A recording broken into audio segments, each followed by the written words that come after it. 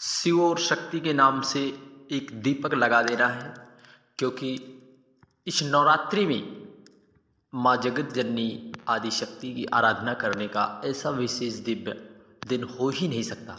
क्योंकि माघ महीना साथ ही साथ सोमवार हम सभी को शिव शक्ति दीप लगाना है।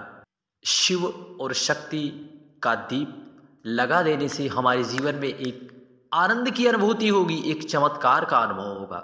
शिव और शक्ति यह दीप आपको इस नवरात्रि की दिव्य रात्रि में जरूर लगाना है। निश्चित है, शिव और शक्ति के नाम का दीपक लगाकर एक बार कर देखिए इस नवरात्रि में। देखिए, नवरात्रि का पहला सोमवार भी है। सोमवार की तिथि भगवान कुबेर भंडारी देवाधिदेव महादेव को समर्पित है। साथ ही साथ नवरात्रि का दिन और माघ माह ऐसा दिव्य दिन है कि हम सभी को शिव और शक्ति के नाम का दीपक जरूर लगाना चाहिए।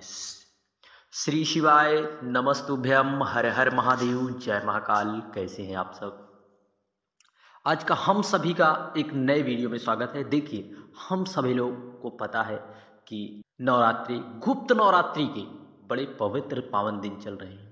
इस गुप्त नवरात्रि में हमें शिव और शक्ति के नाम का एक दीपक लगाना है। देखिए, नवरात्रि में दीपक लगा देने से हमारे घर में जितनी भी नकारात्मक ऊर्जाएं होती है वह दूर होती है। साथ ही साथ नवरात्रि में जो है माँ आदि शक्ति की छत्र छाया हम पर सदा सर्वदा हमारे घर पर बनी रहती है। परंतु यदि हम कोई उपाय यदि करते हैं या उनके शरणागत रहते हैं तो हम पर माता की आदि शक्ति की कृपा जरूर बनती है। ऐसे में हम सभी को एक 2 बत्ती वाला शिव और शक्ति के नाम का दीपक प्रज्वलित करना है। साथ ही साथ शहद वाला और घी के दीपक वाला विशेष उपाय, इन सभी उपायों को हम सभी को करना है। श्री शिवाय नमस्तुभ्यं। बढ़ते हैं पहले उपाय की ओर।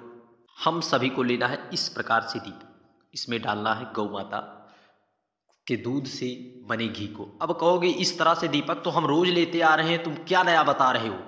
देखिए, आपको इस प्रकार से दीपक लेना है, परंतु इसमें आपको एक बत्ती नहीं रखना है। एक बत्ती नहीं, आपको मान लीजिए आप एक बत्ती ये रखिए, आपने अपने हाथों से बत्ती बनाना है। देखिए, यदि आपको मनोकामना की पूर्ति करना है, अपनी विशेष इच्छाओं को आपके मन मस्तिष्क में है उनकी यदि पूर्ति करना है तो आपको बत्ती रुई लेकर अपने हाथों से बनाएं। क्योंकि पूज्य गुरु जी ने बार बार कथाओं के दौरान बताया है कि हम जाते हैं रेडीमेड चीज़ों को खरीद कर लाते हैं और हम बाबा के मंदिर में समर्पित कर देते हैं, दीप जला देते हैं या कुछ भी कर देते हैं। इसको लेकर आप कहते हैं कि हमारी कोई मनोरथ ही नहीं सिद्ध हुई, हम उपाय कर के थक गए हैं। तो देखिए, पूज्य गुरु जी ने कहा यदि आप कोई भी मंदिर में, देवालय, शिवालय में कहीं पर भी यदि दीप लगा दी जा रहे हैं तो आपको रुई से अपने हाथों से बत्ती बनाना है। यदि अपने हाथों से बत्ती बनाएंगे तो जो आपकी दुर्भाग्य की हाथों में जो रेखाएं हैं वह जो है अपने हाथों से बत्ती बनाने से वह रेखाएं जिस प्रकार बत्ती जलती है उस प्रकार वह हमारे जो है सारे दुख, हमारा दुर्भाग्य भी जल जाता है। हमें जिस प्रकार प्रकाश रोशनी करता है, दीपक हमें रोशनी का स्वरूप है, हमें प्रकाश देता है, ज्ञान का स्वरूप है, उसी प्रकार हमारे जीवन के भी ज्ञान के भंडार माँ आदि शक्ति की कृपा और करुणा से खुलते हैं।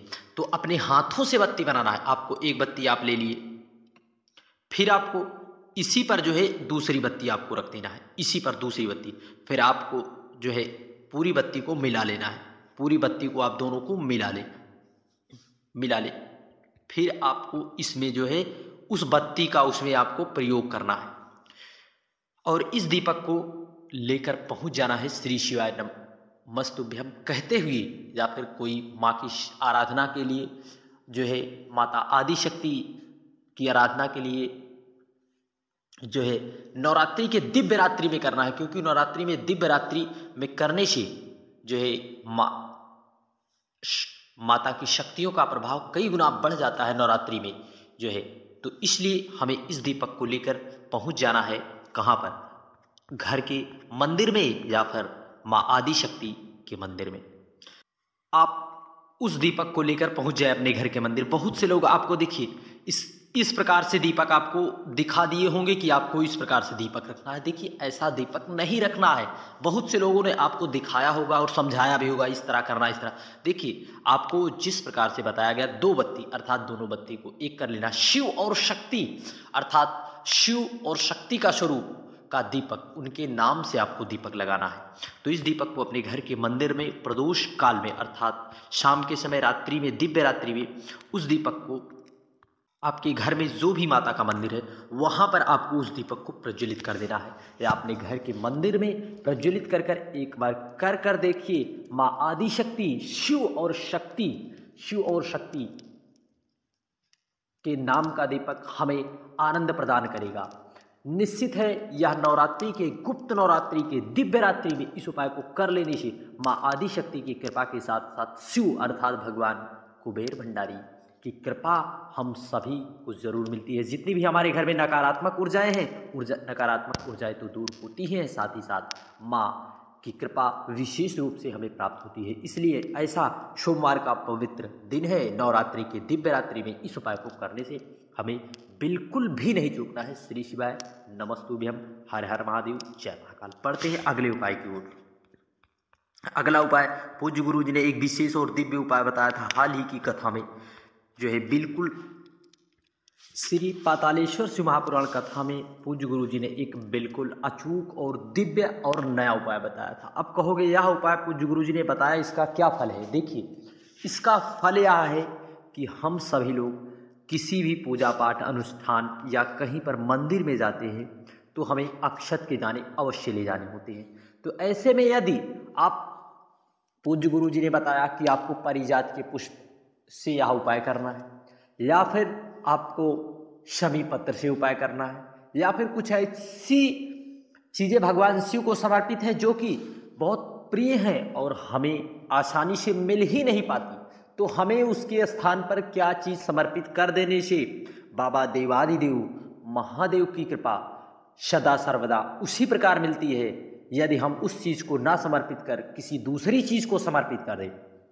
तो आइए जानते हैं पातालेश्वर शिव महापुराण कथा का यह अचूक और दिव्य उपाय। देखिए, आपको, हम सभी को पता है कि आपको चाहे कुछ मिल पाए या ना मिल पाए, बाबा देवादिदेव महादेव कुबेर भंडारी के पूजन में या फिर किसी भी देवी देवता के अनुष्ठान पूजन में, तो जब आप पूजा करते हैं तो यदि आपके आचार्य जन, भूदेव, ब्राह्मण जन आपसे कह देते हैं कि आप चावल के ही दाने ले लीजिए, चावल के दाने ही लीजिए, क्यों कह देते हैं? पूज्य गुरु जी कहते हैं, शिव महापुराण में बताया गया है कि हम सभी को यदि कुछ ना मिल पाए तो हमें अखंड चावल लेना है। क्या अखंड? जो कहीं से खंडित बिल्कुल ना हो, उस चावल को हमें ले लेना है।